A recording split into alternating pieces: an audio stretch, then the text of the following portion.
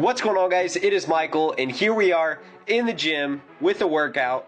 Finally, it took me long enough. I got over my fear of recording in the gym, and I figured we would start with my ab workout. So the very first exercise that I like to do is hanging leg raises, and these are probably the most difficult. So if you're a beginner, you might have to start on some easier movements, and I'll have those coming up later in the video. And for this, I do 4 sets, and I prefer to go to failure. And just a couple quick pointers on this. I think they're a lot easier if you use straps, just because it's one less thing to worry about. And I'm not using these as a forearm builder, so, I'll just save my forearm work for deadlifts and back day. But you don't want to use a bunch of momentum on these. Try to swing as little as possible. Obviously, you're going to swing some, but the less you sway, the more effective it is. And of course, on every single rep, breathe out on the way up and breathe in on the way down, and just focus on the contraction every single time.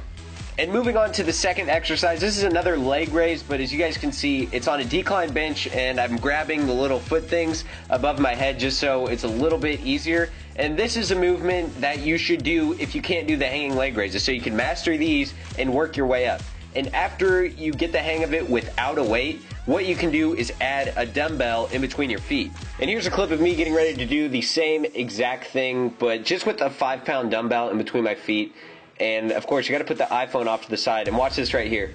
I thought the weight was gonna fall on my face, and I freaked out, but thankfully it didn't. And it felt like that for the first couple of reps, but if your feet are together, it won't fall on your face, hopefully. That would kind of suck. But yeah, if you can do the first way I showed you guys, try this way, and then if you can do this way easy, I have another variation. And all that is just to make the decline on the bench a little bit steeper, and it's not much, but that makes a huge difference. It makes this exercise a lot harder. So you can do either one of these variations. I do 3 sets, and I try to get around 15 reps.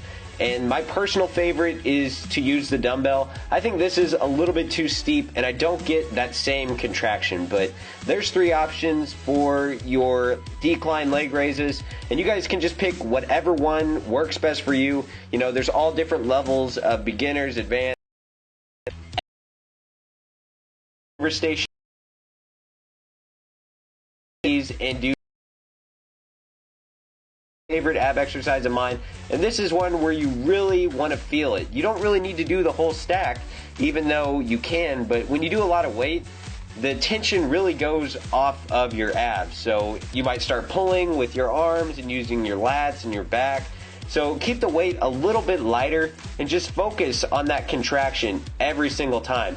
I think the best pointer is try to pull your rib cage, your ribs kind of on your side, down to your quads every single time. And just closing that angle between your rib cage and your quads really fires up the ab muscles.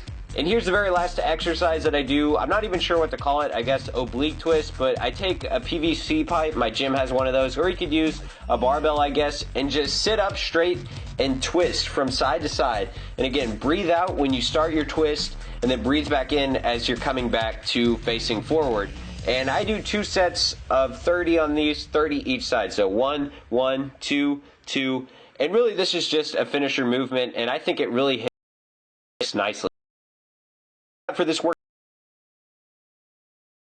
and click button, I would really appreciate that. And here's 2 more videos that you might enjoy. On the left, I talk about the body fat percentage you need to see 6-pack abs, which is really important. And on the right, I just talk about my approach to training abs. How often should you do it? Keeping it simple, and so on. So if you want to watch any of those videos, all you have to do is click on them. And if you want to follow me on Facebook, Twitter, and Instagram, all of those links are in the description. Thank you guys for watching, and I will talk to you later.